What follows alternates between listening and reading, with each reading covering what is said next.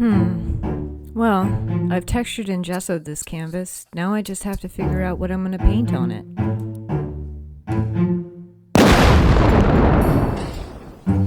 Allow me to assist. You should paint, Whiteheart, a raven. Well, I was trying to figure out what I was going to paint. I've got an idea. Paint a raven. Let's ask Poe. Look, he agrees. How did you do that? Ooh. This texture is nice. I can definitely feel the raven on here. Maybe an abstract landscape. Oh, please stop. Nevermore. Nevermore. Okay. Okay, I'll paint a raven. Well, good morning. So, I am clearly going to paint a raven, and I'm going to do it on an abstract landscape background. You need to forgive me. I had a migraine, and so this is why I look slightly like I just rolled out of bed and I'm having my morning coffee in my Bob Ross cup, because I'm going to channel my inner Bob Ross. No, not really, but I'm going to be doing this acrylic landscape using acrylics. I just said acrylic landscape using acrylics. See how migraines jumble one's brain? It's absolutely terrible. I was in a brain fog and it was awful. It was an awful experience. Anywho, I've already got my art station, I'm gonna call it an art station, all set up and ready to go, and we're just gonna get right into this. And I'm gonna I'll do a voiceover as I do this, because maybe my brain will work in the editing process a lot better. But as Bob Ross would say, we don't make mistakes.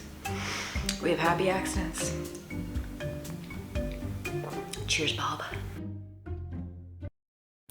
Okay, so hello. We are now in voiceover editing mode, and I created this sort of ridge in the center of the canvas with modeling paste as my line of horizon. And what I'm doing now is I'm adding some transparent burnt sienna to the whole entire canvas just to block in some color on the whole thing, because I do want this to either be a sunrise or sunset abstract landscape. And so covering the whole canvas with color is kind of important. Once I get that all on, I spritz it or mist it with water and then remove some of the paint with a paper towel, because I just love removing paint. I can't get enough of it. And look how quickly my hand is moving. I am like lightning removing that paint. Actually, I just sped the video up because no one wants to watch someone remove paint for 10 minutes. It's not all that exciting. So it just gives the illusion that I move really quickly. So now I have this mixture of, it's Payne's gray and white, and I'm just kind of creating this almost water-like horizon. So I kind of wanted to have an ocean effect. Not ocean effect, but some kind of fluidity to it. I like fluidity. Fluidity works. And then just adding a little more of the Payne's gray with a squeegee, going in there with a sponge. I just like to use everything. Take some of the paint off with a paper towel because it's exciting. Getting some of that texture in, doing all kinds of stuff there. So I got a burnt umber, and I'm going to create kind of that land line in a way. I live on the coast, and we have bays and whatnot. So when you look out at the water, you don't just see straight up water horizon, you see land and jetties, all kinds of stuff like that. So I'm just using a burnt umber and kind of creating a little bit more interest so that there's a definitive line on that horizon. And I think it just makes it look kind of cooler, more interesting. And switching between that and the transparent burnt sienna, I'm also using some cadmium orange in there mixed in, and creating some happy little red clouds. This is a burnt umber acrylic ink, and just once again abstraction. Adding a little bit of white in there, lightening it up a little bit so that I can darken it again. It's just playing with paint. Play with paints until you create the look that you are looking for. Really, that's what it's kind of all about. I'm so good at ad-libbing. Oh my god, that's so crazy. How great am I? Just kidding. So this is once again that burnt umber acrylic ink and just creating some more drips. And I like drips. I'm a big fan of drips. This is a titanium buff high flow acrylic from Golden that I'm lightening up the sky a little bit with. I want to have that kind of sunsetty sunrise horizon, so I'm adding a little bit of cadmium yellow. What I'm really doing throughout this whole process is switching between each of these colors. A little bit of the transparent burnt sienna, some cadmium yellow, some burnt umber, the Payne's gray, and I'm not adding a whole bunch of different colors to this. I'm kind of sticking with this one color palette and just mixing a little bit of stuff in there. And I got some stencil. I like to have some of these abstract stencils and shapes and a little bit of spray paint to lighten up that sky a bit. And a lot of it will get covered up, but it's all about the layers. You're going to be able to see some of those layers underneath, which is really important. So it's just getting to the point where you're happy with the background before you move on to the next step and how your composition actually ends up looking. So taking anything like a palette knife and running it over the textures with the burnt umber and sort of creating different shapes, different textures, going about things like that, creating a vignette.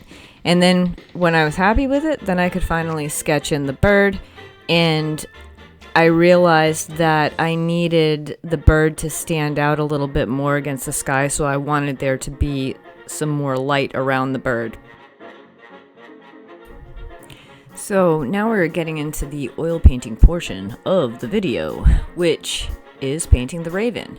I'm starting out by painting all of the kind of more intricate bits, the beak, the head, and I'm not using straight black in order to paint the raven. I want to use purples, I want to use blues, because it's also going to look really good against that yellow and orange background.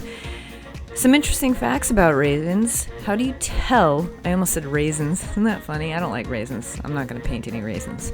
How can you tell the difference between a raven and a crow? Ravens are much, much larger than crows. They actually grow to be about, the largest would be like 27 inches in length in their body. And their wingspan can go up to like 56 inches or something like that. It's crazy. They are very, very large birds. They are also extremely intelligent birds. So are crows. Any of the corvus family of birds are generally very intelligent. That includes like blue jays and magpies. Very intelligent birds. But ravens are less social than crows. They tend to go to areas that are a little more secluded. They do mate for life, just like crows do, and they tend to be extremely territorial. They don't really get along well with crows. They tend to stick to their own species of the corvus family.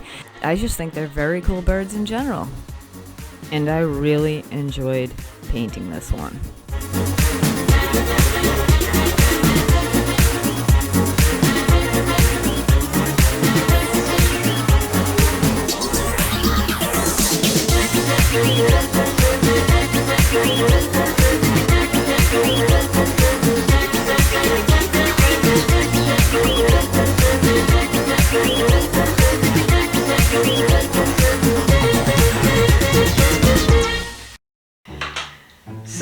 So this concludes this video. I hope you enjoyed it. If you liked it, please hit the like button. Please subscribe if you haven't already subscribed. And this was actually a really good idea. You're welcome.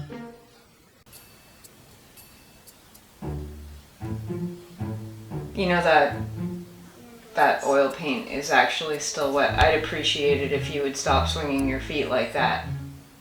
Oh, thank you much in her voice. I'm so glad that you gave me the idea to paint the raven. Thank you. Yes, I am magical. You're quite wonderful. You're magical. You're great. I'm damn magical. Yeah, you act like you come up with all the great ideas. Who thought of the pork loin for dinner? I'm ignoring you. Me. That was me. Yep. Never get any thanks. Never get any. Oh, thank you so much. Oh, I really appreciate you. Oh, I come up with ideas all the time. Half of your paintings were my ideas.